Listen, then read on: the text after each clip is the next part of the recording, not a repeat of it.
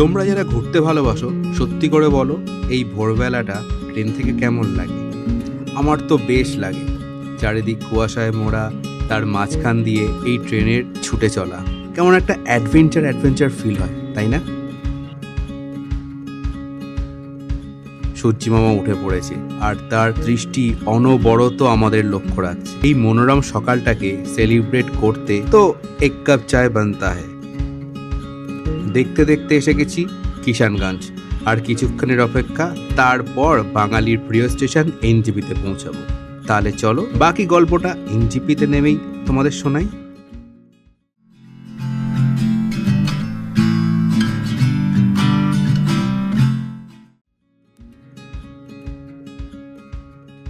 এই এনজেপিতে নামতেই আমি কেমন যেন নতুন করে প্রাণ ফিরে পাই। কেন জানি না, এই স্টেশনটা মনের খুব কাছের। আশা করি তোমাদেরও অনুভূতিটা একই রকম।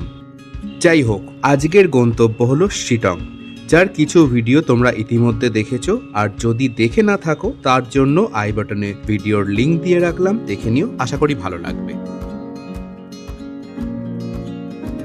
আজকের গল্পটা সেই জায়গার যেটা এনজেপি থেকে শিটংয়ের মধ্যে পড়ে। জায়গাটা বেশ সুন্দর, আমার তো বেশ ভালো লেগেছে, মন বলছে তোমাদেরও ভালো লাগবে। আজকের দিনটা বেশ রোদ ঝলমলে, পুরো আকাশ নীল, আর ওই দূরে শ্বেত শুভ্র কাঞ্চনজঙ্ঘা। মন বলছে আজ সারাটা দিন কাঞ্চনদার সাথে থাকবে। একজন বাঙালি হয়ে আর কি চাই বলতে পারো? একেই মনে হয় বলে ন্যাচারাল ট্রানজিশন।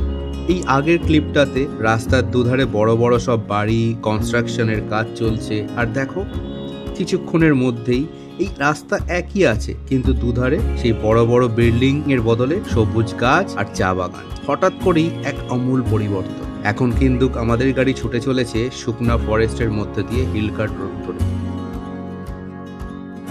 কি অসাধারণ না রাস্তাটা, আর আকাশটা দেখো কি অপূর্ব লাগছে। এরকম নীলের বর্ণনা করা খুবই কঠিন। নর্থ বেঙ্গল কিন্তু সারা বছর আসা যায়, আর প্রত্যেকটা সিজনে এর আলাদা আলাদা রূপ দেখা যায়, যা অতুলনীয়। কিন্তু এই অক্টোবর নভেম্বর মাসে যদি তোমরা আসো, তাহলে এর ক্রিস্টাল ক্লিয়ার ওয়েদার আর এই অসাধারণ কম্বিনেশন দেখতে পাবে নীল আর সবুজ, যা তোমাদের দু চোখ জুড়িয়ে দেবে।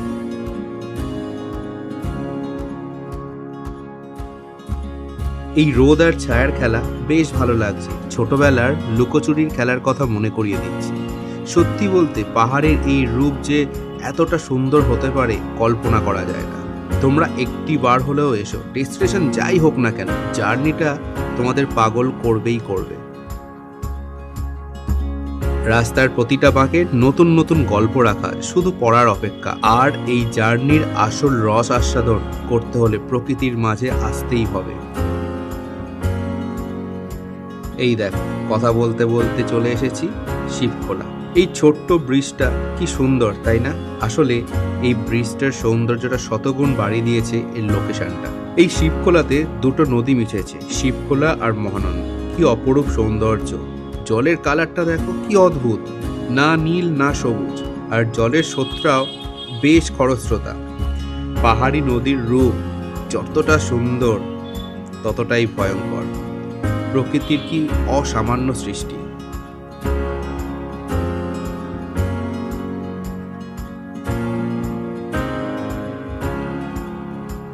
এই শিবখোলা ব্রিজ ক্রস করেই বাঁদিকে আছে মহাদেবের মন্দির। তোমরা এখানে এলে অবশ্যই মহাদেবের দর্শন করো। আমার কেন জানি না মনে হয় এই মন্দিরটা মেডিটেশনের জন্য আদর্শ জায়গা।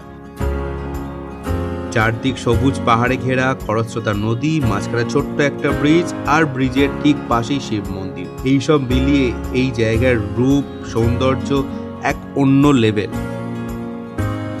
এখানে একটা ইনফরমেশন দিয়ে রাখি, এই মন্দিরে ঢোকার যে গেট আছে তার ঠিক বাঁ পাশেই একটি ছোট্ট দোকান আছে, যেখানে তোমরা চা, কফি, ম্যাগি, ওয়াই এইসবের অপশন পেয়ে যাবে। সুতরাং খাওয়া দাওয়া নিয়ে চিন্তা করার কোনো কারণ নেই। চলো এবার শিবখোলা থেকে বিদায় নেওয়ার পালা। ডেস্টিনেশনের গল্প তো সবাই বলে, তা বলে জার্নিটা তো বাদ দিলে চলবে না। তাই জার্নির গল্পটা খুব দরকার, কারণ জার্নিটাই বলে দেয় কত ওঠা নামা, সহজ কঠিন রাস্তা পেরিয়ে আমরা ডেস্টিনেশনে পৌঁছাই। জীবনের সাথে এক অদ্ভুত মিল পাওয়া যায়। সেই কারণেই আমার কাছে ডেস্টিনেশনের থেকে জার্নিটাই ভীষণভাবে প্রাধান্য পায়। আজকের মতো বিদায়, আবার দেখা হবে আরও এক নতুন গল্প নিয়ে নতুন পথে। ততক্ষণ সবাই সুস্থ থেকো, ভালো থেকো, আর পরিযায়ী ব্লগসকে সঙ্গে রেখো। টাটা।